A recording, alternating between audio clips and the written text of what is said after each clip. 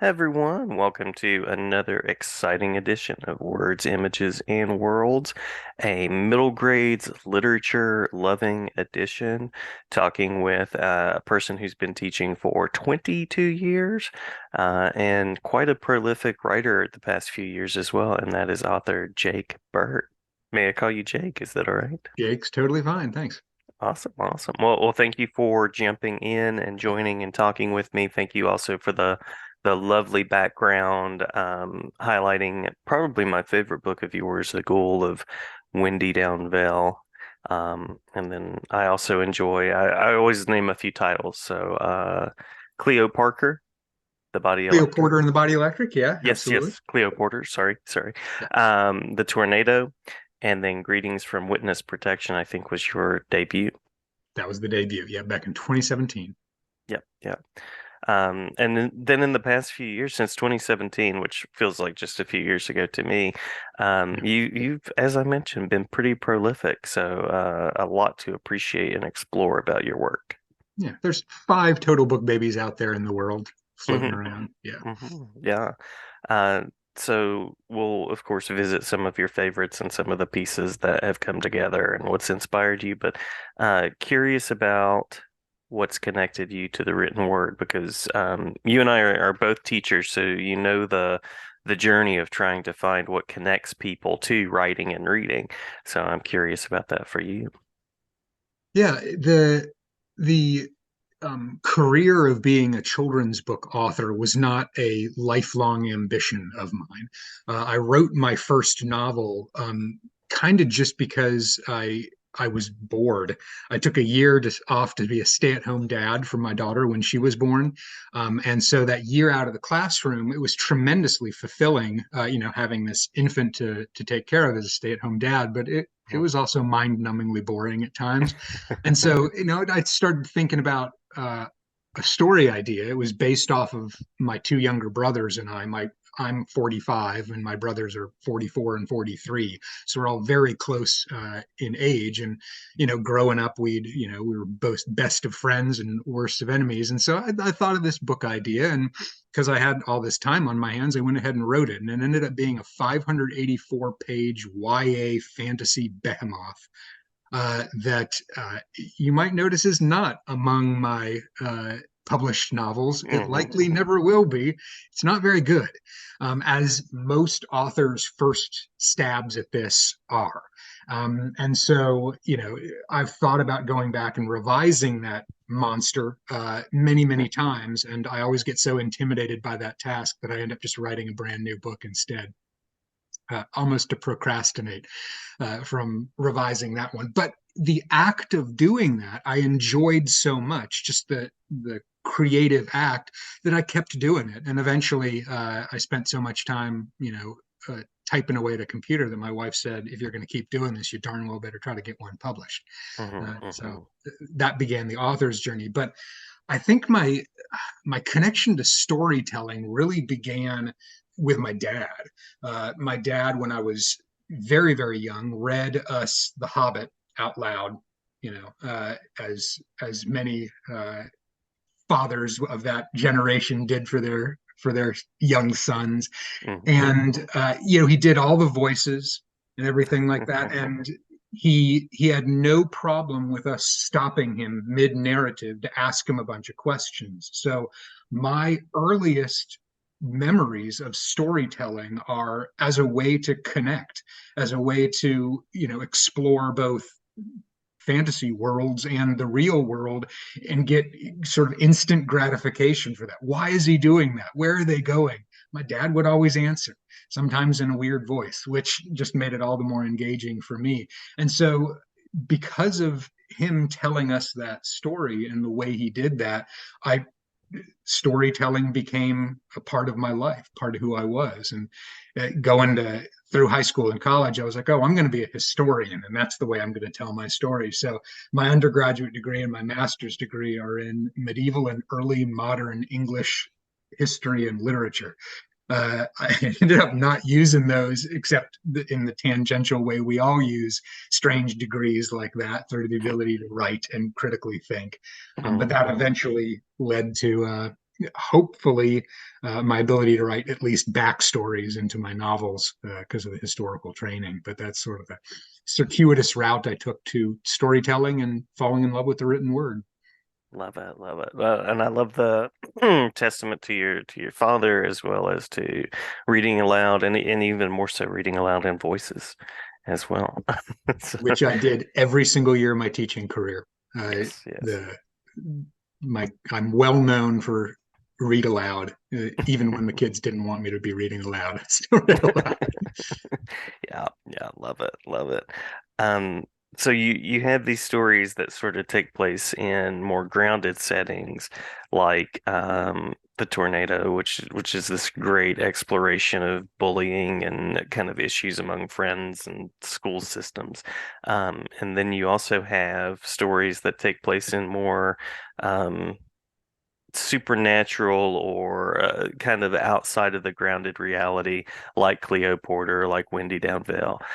So I'm curious about the kinds of stories that draw you in, and where you kind of hit that mark and find the most inspiration. Yeah. So my favorite genres to read in are fantasy and science fiction, always Mm, have been. Uh, Even when I was a kid, that those are the types of books that I would seek out.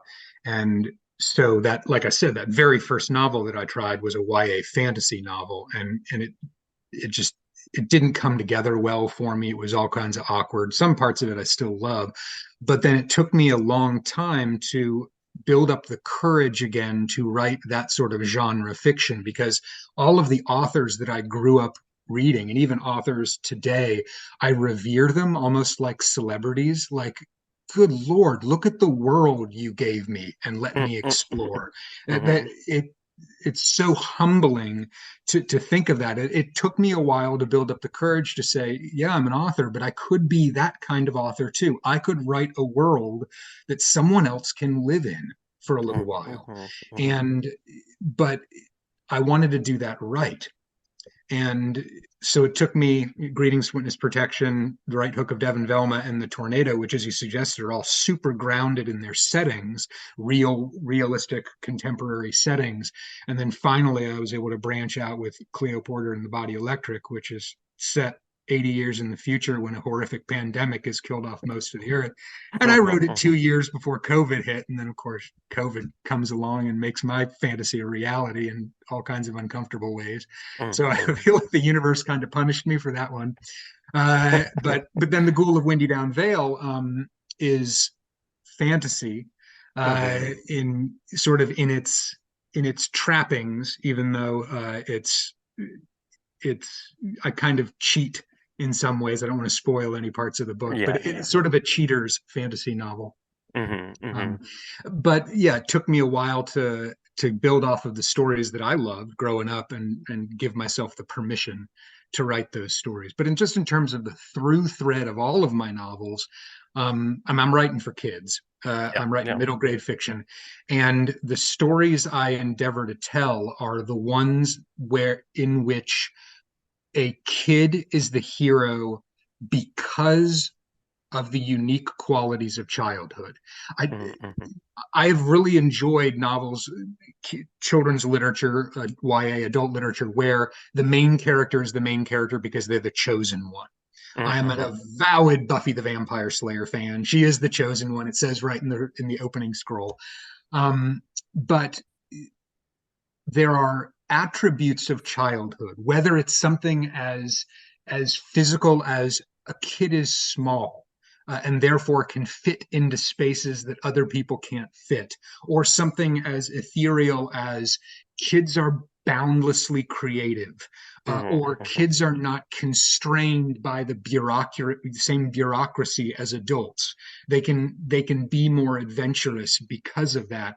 Those unique qualities of childhood are the ones that allow them to be the hero. Yeah, Those yeah. are the types of stories that I really like to tell. Love that, and I love celebrating the imagination, the creativity of young people. Enjoy that a lot. And the cover of Windy Downvale, which I'm looking at right now, is just a beautiful example too. Yeah, yeah. So curious about, I generally ask about interactions with young readers because I imagine you do school visits, Right. online or in person and all of the things. And so I'm curious about maybe a time that you've connected with a young reader in a way that was kind of surprising or unexpected. Yeah, I actually had one at one of my most recent events. I did the Island Readers and Writers program up in Maine, in Bar Harbor, Maine, which, if any authors are listening, it's a fantastic program. If they invite you up there, the island is beautiful. They do a wonderful job. They brought together all of the seventh graders on the entire island and the entire island school district. And it wasn't just here, you're all here now, listen to Jake Burt. They had stations and activities Mm-hmm. for them all day surrounding my first novel, Greetings from Witness Protection, as sort of a through thread. And one of the kids after the event came up and said, Mr. Burt, this is just about the best book I've ever read about me. And this was a seventh grade boy. Uh-huh. The main character of Greetings Witness Protection is Nikki Demir, a 13-year-old girl who has some pretty out there adventures along the way. But what he was talking about, and he told me his story, is that he'd been in foster care just about his entire life, Mm, and he said that for him, the book really captured what it was like to be a foster kid without dwelling on the notion of a foster kid as a victim. It was mm, just mhm, he felt that this was a hero who happened to be a foster kid, and that spoke profoundly to him. And I was not a child of the foster care system. I have not fostered a child. So all of my research for that book came from speaking to interviewees who were part of the foster care system, whether they were foster parents or children in the foster care system, and then also reading, blog entries of people who are in foster care, and then really trying to deal with that as delicately but as truthfully as I possibly could. And so to have that guy was just true to his experience, it's sort of like uh, to paraphrase that old adage, you've met one foster kid, you've met that one foster kid, because their mhm. experiences are all different. But for him, it rang true, and that meant the world to me. Uh, Yeah.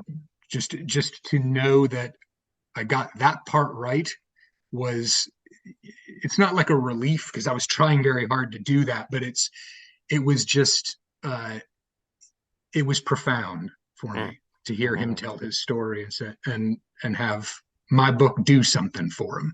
That's humbling, and I'm glad I was able to do that. Yeah, yeah. I love, and I've mentioned before on this podcast, I love how books can talk across space and time. And so you can connect with an experience that's somewhere out there in a book and sort of know that, yeah, there are stories like this or related to this where I can experience something that's similar to what I've lived through. So love that. Love that. Um, by means of a final official question, and then we can hit anything that we might have missed. Curious about the things that are currently circling your mind creatively, anything that's in progress that you'd like to mention. And then you also have a website, which I'll make sure to link with the Thank you. description and in the video. So curious about the spaces where people can follow along as well. Sure. So right now I'm working on two different novels very slowly. As you mentioned, I did this prolific thing where I tried to do a book a year, and that worked pretty well. But I've since transitioned from the classroom into a new job. I now work for the Juice Learning. We are a current events site for kids and classrooms. Hmm. So basically, we write the news every day in 250-word articles for classrooms and teachers and students. And then we take those articles and we level them for the different grade levels. Oh, But cool, as you can cool. imagine, that means that my day job has me writing a ton.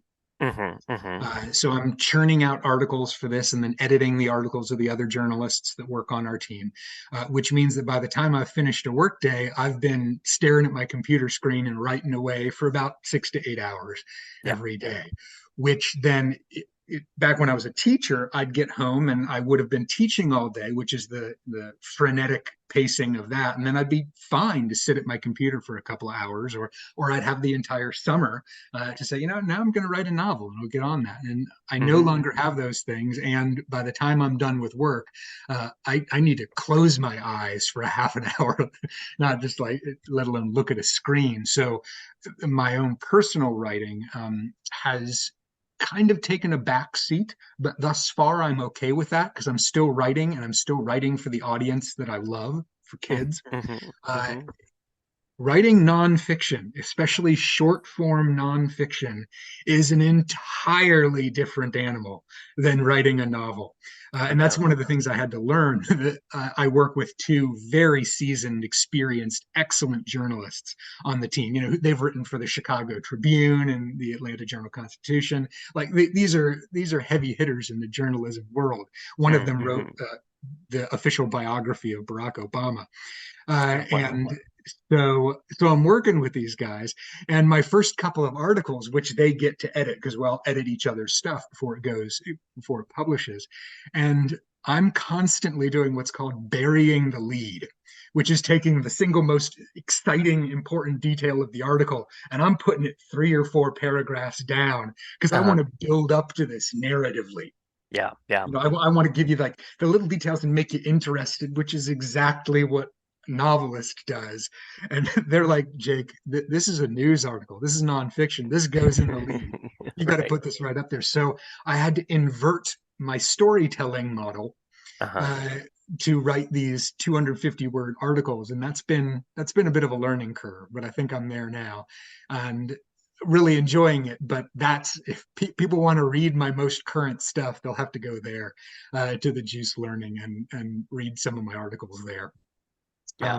But the Cool. novels are coming along. The one I'm farthest along on, haven't even finished the draft of it yet, so still drafting. But its tentative title is The Third Wish, and it is modern contemporary fantasy. It's about it's a wishing novel, which is a well-known trope, but I'm playing with the trope because my main character is a kid who has already used up his 3 wishes. He had three Hmm. wishes. He used Hmm. them all up, and he used them terribly. In fact, the third one he deeply, deeply regrets. It was a wish made in the spur of a moment that caused his entire family to disappear. Oh, So wow. he is Yeah. alone in the world, and he knows that the only thing that can bring his family back is if he tracks down another kid with wishes and convinces them to allow him to undo his third wish. So that's the premise of that novel there. I'm still working on it, uh, having fun with it, but it's slow. And the other thing I'm working on very, very slowly, don't know if these will ever hit bookshelves, is a sequel to Greetings from Witness Protection. Oh, great, great, great. Well, sending all the good creative vibes and all of that because both of those sound really interesting. And I mentioned that you have the website, so I'll make sure to link that. Anything that we missed that you want to make sure to share before we close out? Something I often love doing is plugging some friends' novels Yes, by all during these. Just means, please just do. what I'm reading now. The Yes. one that just hit the top of my TBR pile that I've just started is the Fifth City Spies book by James Ponti. Uh-huh. Uh-huh. He's a very good friend of mine in the writerly world, and it's Mission Manhattan. But the City Spies books are about a team of obviously spies, but they're all kids. How I mentioned that the unique facets of childhood are what allow these heroes to be heroes. He does that so well Hmm. in his novels, and so you get these kids who are uniquely talented, and they've come together as a spy team, and this is their fifth adventure. I think it comes out February. But I figured I'd plug that one a little bit because I Worth love it. his Yeah. stuff, and my students all loved his books as well. So there's a little plug for one of my friends. Love it. Love it. Well, Jake, thank you so much for the visit, the conversation, the work, and looking forward to all of the creating that is to come. Appreciate it. Thanks, Jason. Yeah, thank you.